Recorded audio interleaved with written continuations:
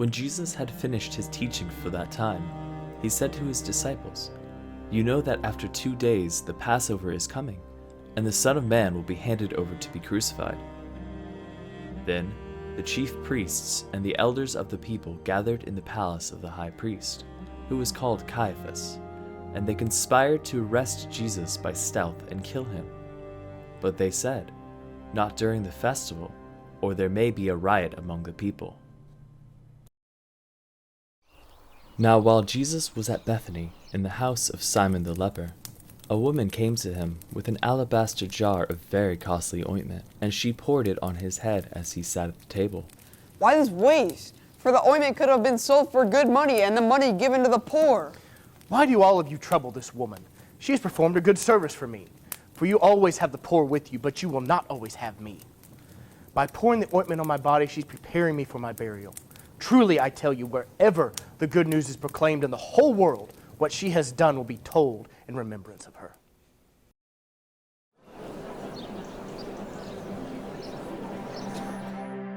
Then one of the 12, who was called Judas Iscariot, went to the chief priests and asked what they would give him if he betrayed Jesus. They paid him 30 pieces of silver. And from that moment, he began to look for an opportunity to betray him. On the first day of unleavened bread, the disciples came to Jesus. "Where do you want us to make the preparations for you to eat the Passover?" Go into the city to a certain man and say to him, "The teacher says, my time is near. I will keep the Passover at your house with my disciples." So the disciples did as Jesus had directed them, and they prepared the Passover meal. When it was evening, Jesus took his place with the 12. And while they were eating, he said, "Truly I tell you, one of you will betray me. Not me, Lord. The one who has dipped his hand in the bowl with me will betray me. The Son of Man goes as it is written of him. But woe to the one whom the Son of Man has betrayed. It would have been better if he had never been born." Surely not I, Rabbi. You have said so.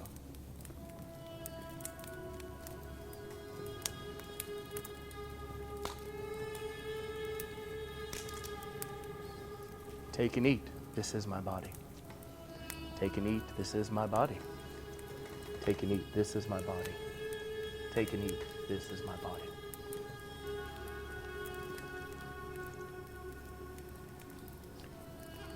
Drink from it, all of you. For this is the blood of the covenant, which is poured out for the many for the forgiveness of sins. I tell you, I will never again drink from the fruit of the vine until the day when I drink it again with my Father in his kingdom.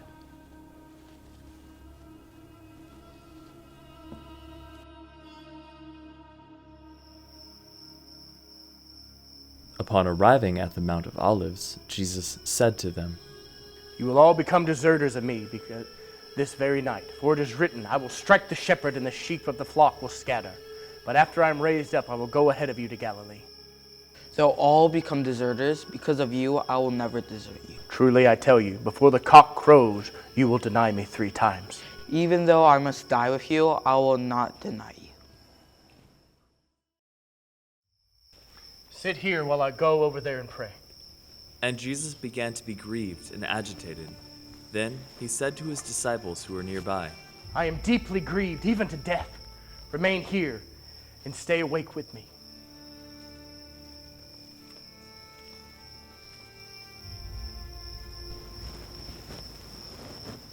My Father, if it is possible, let this cup pass from me. Yet not what I want, but what you want. So you could not stay awake with me even an hour? Stay awake and pray that you may not come to the time of trial. For the spirit is indeed willing, but the flesh is weak.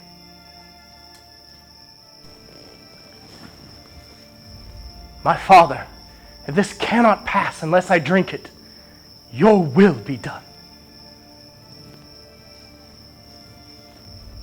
My Father, if this cannot pass unless I drink it, your will be done. Are you all still sleeping and taking rest? See, the hour is at hand. and the Son of Man is being betrayed into the hands of sinners. Get up, let us be going. See, my betrayer is at hand. While he was still speaking, Judas, one of the 12, arrived. With him was a large crowd with swords and clubs from the chief priests and the elders of the people. Now the betrayer had given the crowd a sign, saying, "The one I will kiss is the man. Arrest him." Greetings, Rabbi. Friend, do what you are here to do. They grab Jesus and start to walk him away. Suddenly, one of the disciples with Jesus put his hand on his sword, drew it, and struck the slave of the high priest, cutting off their ear. Put your sword back in its place, for all who take the sword will perish by the sword. Do you think I cannot appeal to my Father, and he will at once send me more than 12 legions of angels? But how then will the scriptures be fulfilled, which says it must happen in this way? Have you come out with swords and clubs to arrest me as though I were a bandit? Day after day, I sat in the temple teaching, and you did not arrest me. But all this has taken place so that the scriptures of the prophets may be fulfilled. Then all the disciples deserted Jesus and fled. Those who had arrested Jesus took him to Caiaphas the high priest, in whose house the scribes and the elders had gathered.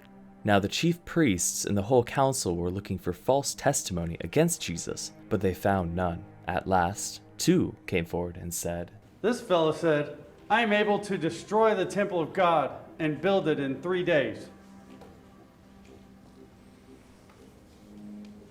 Have you no answer? What is it that they testify against you? I put you under oath before the living God. Tell us if you are the Messiah, the Son of God. You have said so. But I tell you, from now on you will see the Son of Man seated at the right hand of power and coming on the clouds of heaven.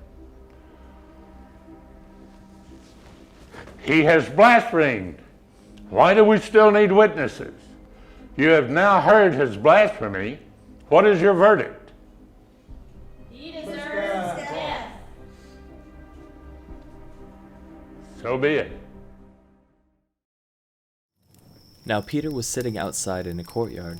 A servant girl came up to him and said, You also are with Jesus the Galilean. I don't know what you're talking about.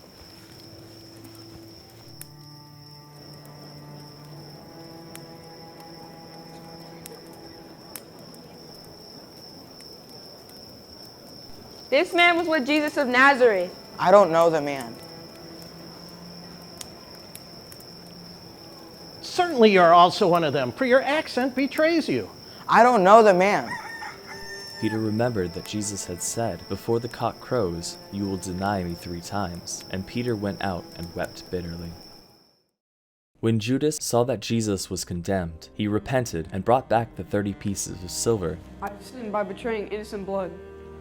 What is it to us? Take care of it yourself. Throwing down the pieces of silver in the temple, he departed, and he went and hanged himself. But the chief priests, taking the silver, said, It is not lawful to put them in the treasury.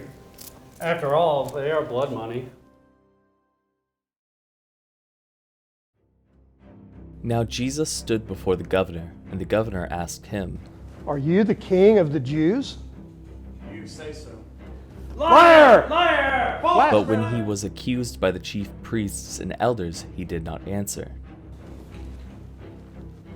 Do you hear how many accusations they make against you?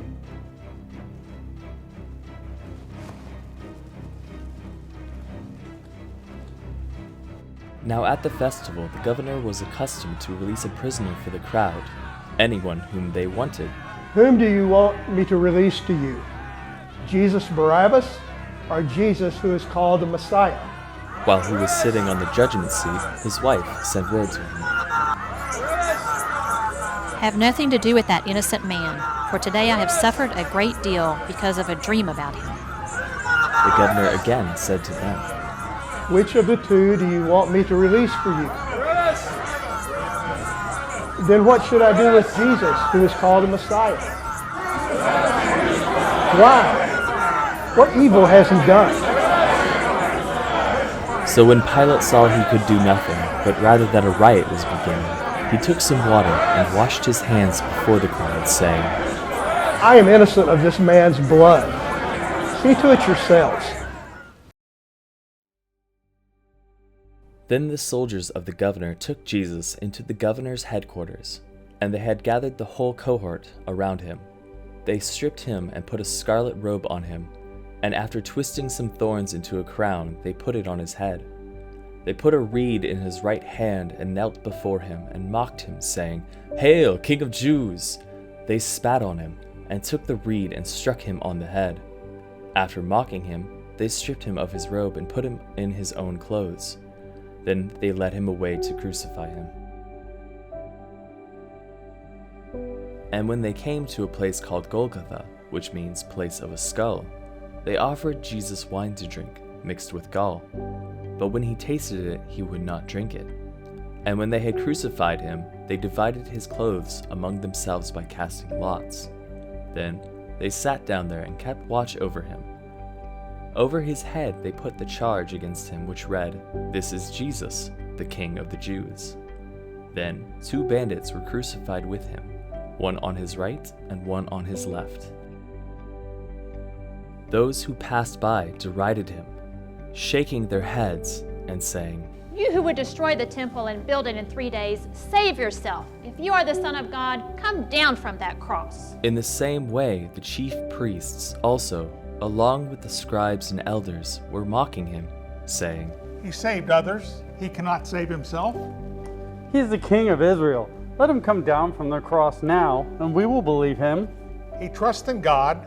Let God deliver him if he wants to, for he said he was God's son. From noon on, darkness came over the whole land until 3 in the afternoon. And about 3 o'clock, Jesus cried out with a loud voice, Eli, Eli, lema sabachthani, which means, my God, why have you forsaken me? When some of the bystanders heard it, they said, This man is calling for Elijah. At once, one of them ran and got a sponge, filled it with sour wine, put it on a stick, and gave it to him to drink. But the others said, Wait, let's see whether Elijah will come to save him. Then Jesus cried out again with a loud voice and breathed his last. At that moment, the curtain of the temple was torn in two from top to bottom. The earth shook and the rocks were split. The tombs also were opened, and many bodies of the saints who had fallen asleep were raised. After his resurrection, they came out of the tombs and entered the holy city and appeared to many. Now when a centurion and those with him, who were keeping watch over Jesus, saw the earthquake and what took place, they were terrified and said, Truly this man was God's son.